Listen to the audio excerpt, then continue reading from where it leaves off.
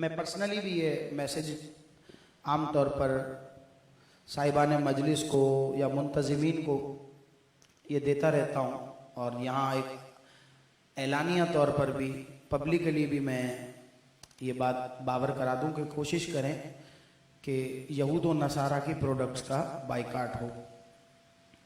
بعض دفعہ ایسا ہوتا ہے کہ ہمارے سامنے یہاں رکھی ہوتی ہیں تو لوگ بدگمان ہو جاتے ہیں۔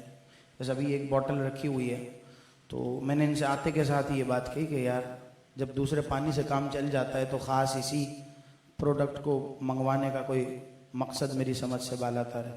اور اب تو سب کے آلٹرنیٹس بھی آ گئے ہیں۔ یہ تو ہم اپنے دل کی تسلی کے لیے کہ یہ کوالٹی وائز اچھا ہے، ایسا نہیں ہے۔ آج سے 20 سال 25 سال پہلے بھی تو لوگ جیتے تھے، تب یہ کہاں تھی پروڈکٹس، تو یہ تو ابھی آئی ہیں۔ تو کوشش کریں کہ ان کا حتی الامکان بائیکاٹ ہو۔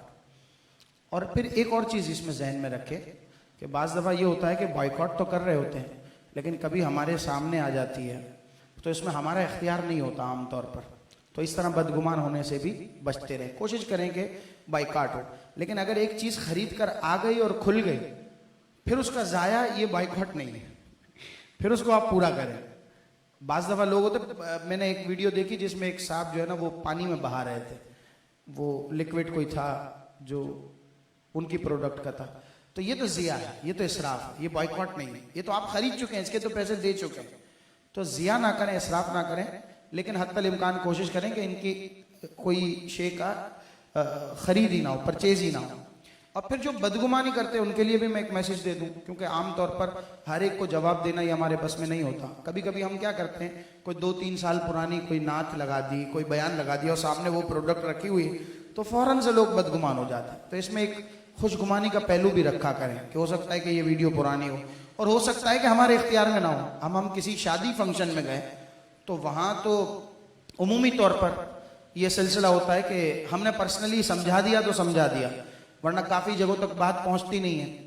اور کئی ایسے مقامات ہیں کہ جہاں ابھی تک یہ ذہن ملا ہی نہیں ہے، اور اکثر ایسے کراچی سے باہر یا پاکستان سے باہر سلسلے، تو فوراً بدگمان نہ ہوا کریں۔ قرآن پاک فرماتا ہے اجتنبوا کثیرا من الظن۔ اچھا میں چونکہ چھوٹا آدمی ہوں، بعض دوسری شخصیات ہیں، بڑی شخصیات ہیں، ان تک رسائی نہیں ہے لوگوں کی، تو اکثر ایسا ہوتا ہے کہ میرے ساتھ وہ شخصیات بھی بیٹھی ہوتی ہیں، تو صرف یہ بدگمانی مجھ تک نہیں بلکہ ان سے بھی بدگمانی ہے۔